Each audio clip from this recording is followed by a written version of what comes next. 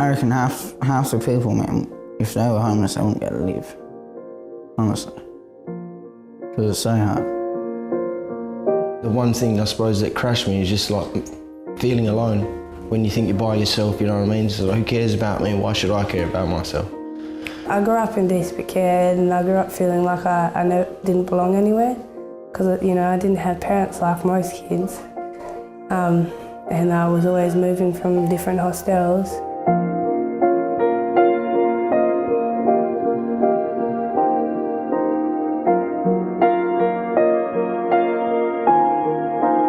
My stepfather, we never got along, and I think it was like when he was, once he knew that he got my mother on side sort of thing, I didn't matter then.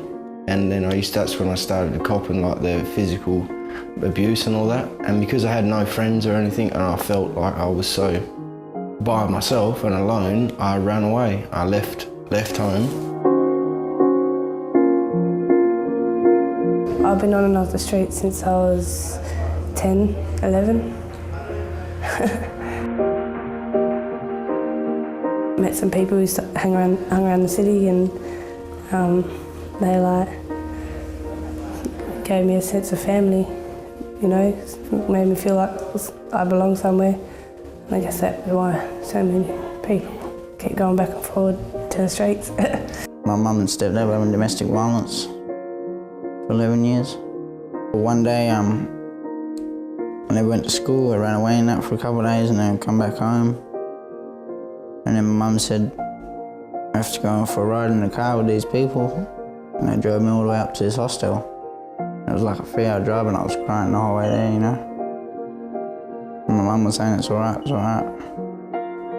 Yeah, they said I was only going to be there for six weeks. I was there for like 2.5 years.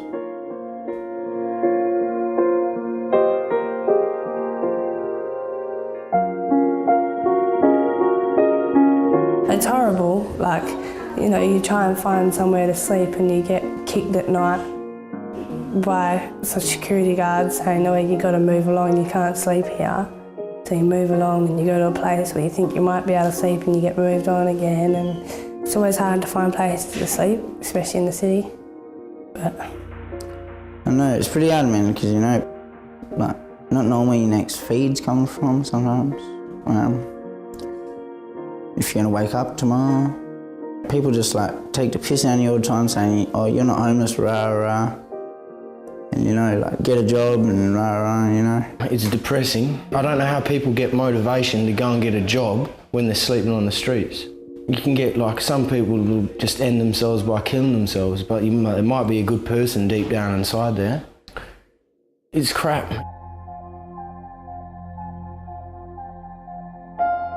the first time I came to Passengers, I hadn't eaten in like a week, and I asked someone if they knew where I could get some free food.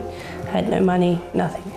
And I walked in and I told them, I was like, look, I heard that you guys can help me with some food. I haven't eaten in like a week, and the first thing they've done, they'll shove food in my face and they're like, here, eat. You need to. Eat now.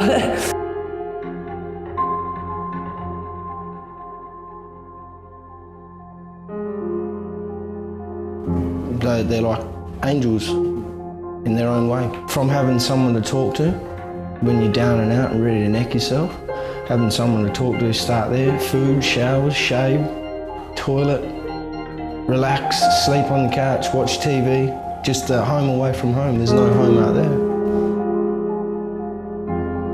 In the future, I don't know. I always want to open up my own homeless shelter, you know? That's my hope, really. That's my wish.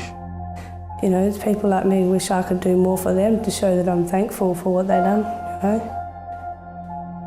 They just need more, you need more help. You need more places like these, or they need more funds going into places like these. You know, not just left to float along and have these guys, you know, working their heads off all the time. Someone needs to change something. It can't be me. I'm a man by myself.